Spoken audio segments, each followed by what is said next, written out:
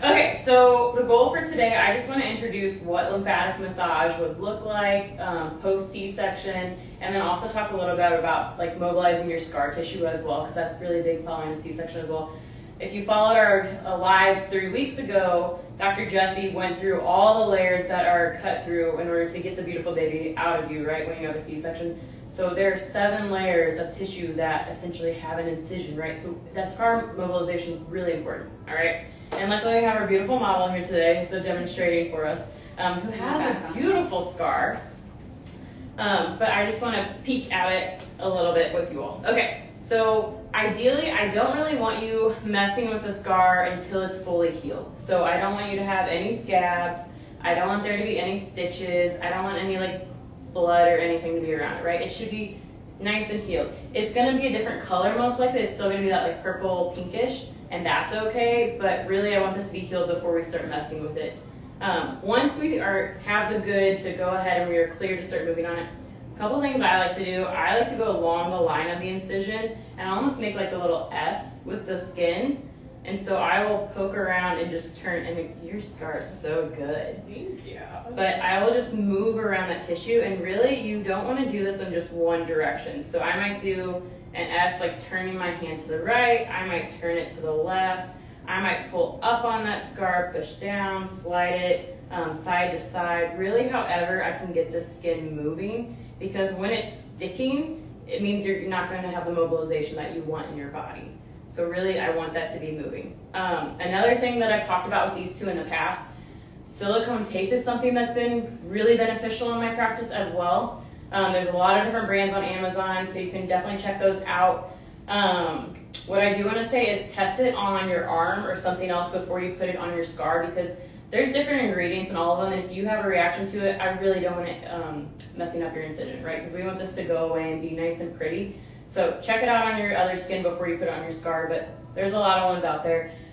They even sell ones that are targeted for C-section, which is really nice because then it's going to be one long strip instead of these little strips. I used the Frida ones until I was 6 months postpartum. Yeah. So from like 12 weeks to 6 months. Were Fridas, were they long or were they short? Fridas are like cut to the length of your incision basically, yeah. Perfect. Do you want to talk about what that does? Yeah, so it just softens your scar. So it's going to make it less noticeable to the eye, right? And it's going to make it really soft. So I like to think of it as like it's doing like a lymphatic massage for you as you're moving around the day, because you're putting that tape on you, and then you're walking around, you're moving. I'm being dramatic, but you get it. You're walking around, you're moving. As you're moving, that skin is moving with you, and that tape is sticking to your skin. And so it's almost giving you this little light lymphatic massage all day long. Yeah. I have no idea that's what it is. Yeah, isn't that cool? Yeah. But yeah, lots of different brands. You just don't want to start it too soon. Okay. All right. So other than scar, I just want to like walk through really quickly how it would look for a lymphatic massage. The first thing I always do is I make my clients do 5 belly breaths. So ideally, you're going to inhale through your nose, exhaling through your mouth. What's important here is your stomach. So I need to see that stomach rise as you're inhaling, and I need to see it flatten as you're exhaling. That means you're actually using your diaphragm. Really important in lymphatics because our largest lymphatic duct cuts through our diaphragm. All right, we're going to speed up a little bit, pretend you've done your 5, okay?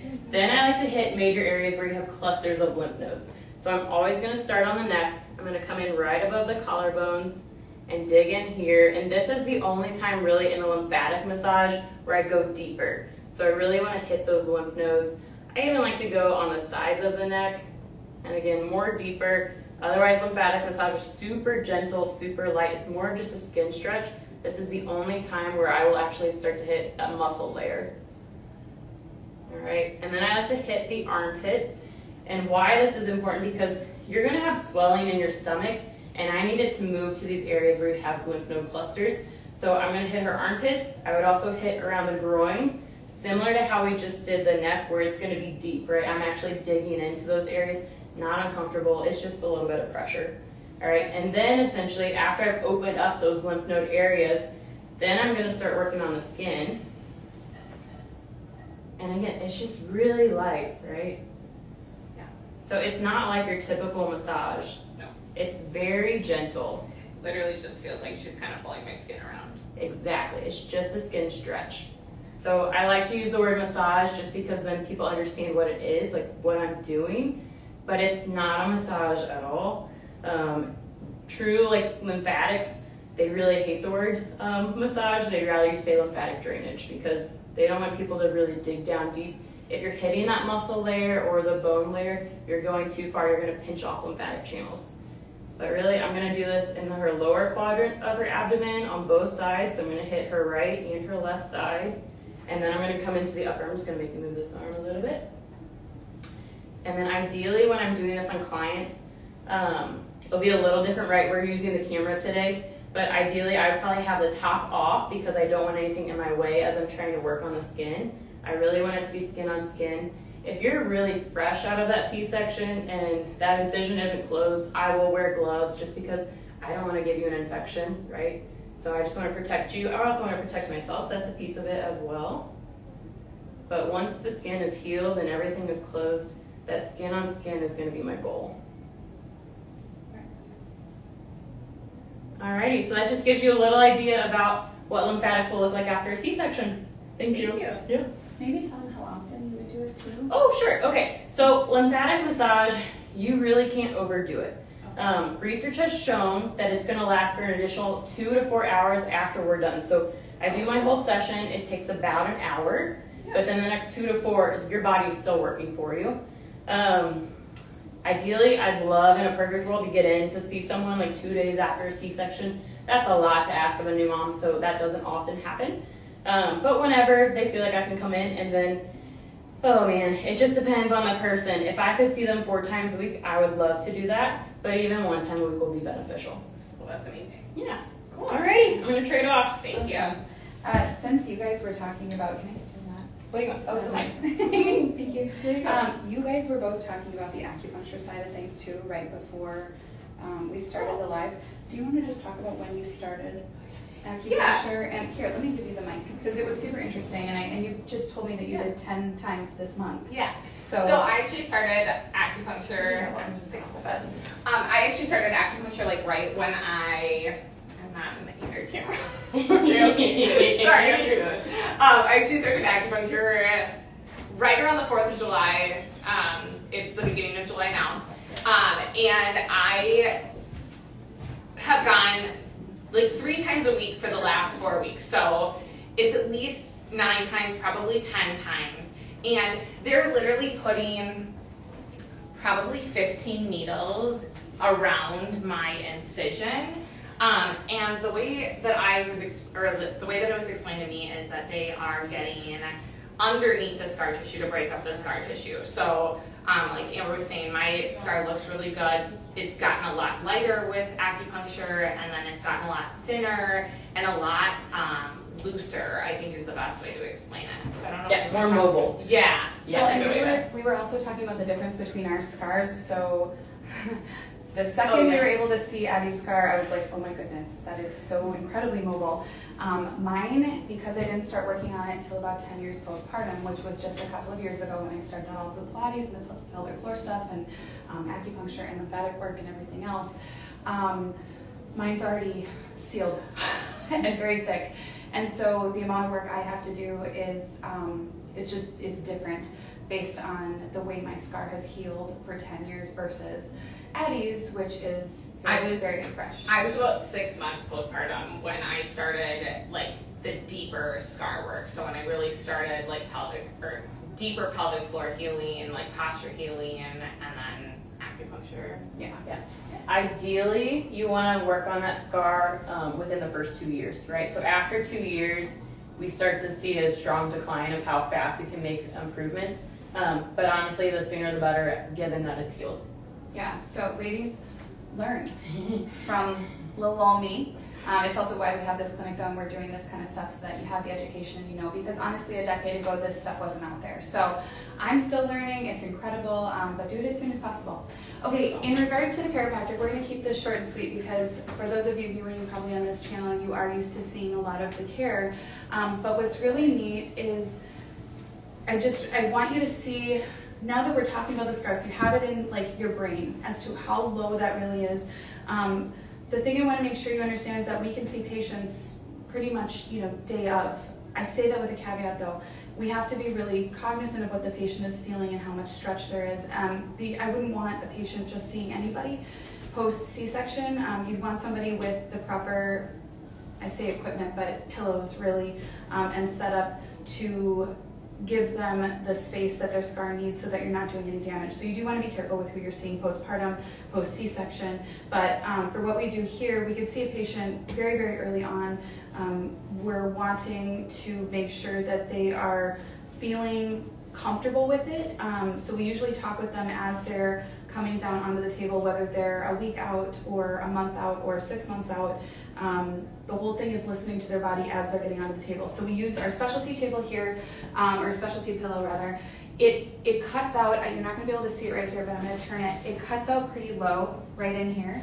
But what we find is that it's nice to have some extra bits, pillows and such, so that, I never say and such, I just said and such. I'm actually going to use a smaller pillow for this one, but I'll use just about anything based on where the woman is at. So I'll put a pillow here because often their belly is still, you know, extended out. And then what I will typically do is place a blanket right kind of in that pocket as well, and then I have her come down really slowly. So now Addie has been getting chiropractic care from the beginning. Do you remember when your first appointment was? I want to say it was like a week and a half postpartum. Okay, so a week and a half postpartum. Again, just being really careful of how she feels underneath, really listening to her. We can do 2 versions of a pelvic adjustment because honestly at this point, especially post C-section, you're still dealing with a ton of tailbone pain typically, low back, especially because you can't use your core the way you were able to prior because of the incision. And then of course everything upper with holding your sweet baby. So I'm going to clip this. I'm going to just show you. Dr. Amber really dislikes the drop piece.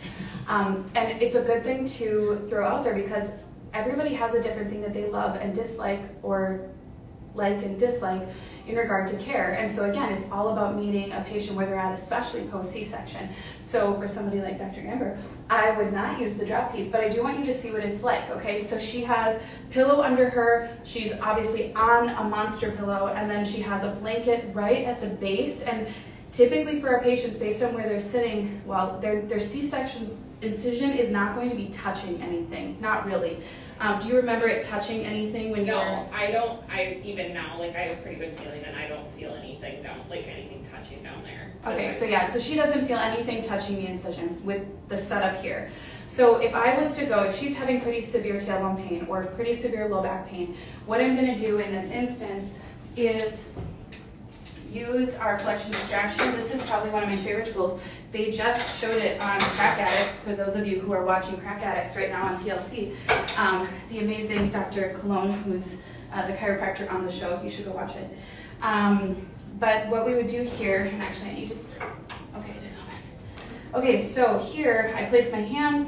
I'd be talking to her, making sure that she's super, super comfortable. Oh, it's not. And then I would bring the table down, and actually let me face you. I would bring the table down, but not very far. So when you just even that much, can gap a joint. So when I say gap a joint, it can take the pressure off of the nerve roots in the low back. It can really lengthen through the muscle tissue.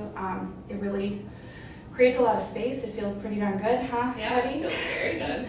So as you can see, she's able to feel a lot without needing to do a lot in regard to stretching through that C-section scar, especially early on. So again, just being really cognizant of the safety of all of this, or the necessity for safety of all of this.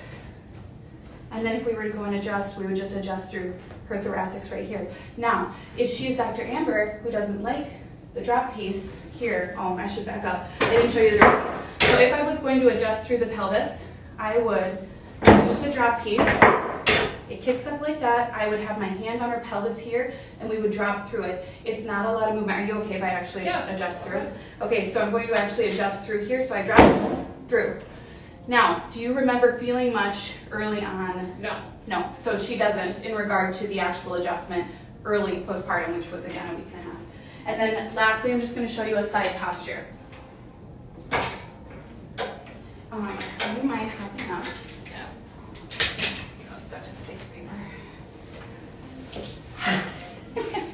Oh, I just breathed very heavily into the Okay, microphone. which way do you want me to face? I'm going to have you just face me this way. Okay.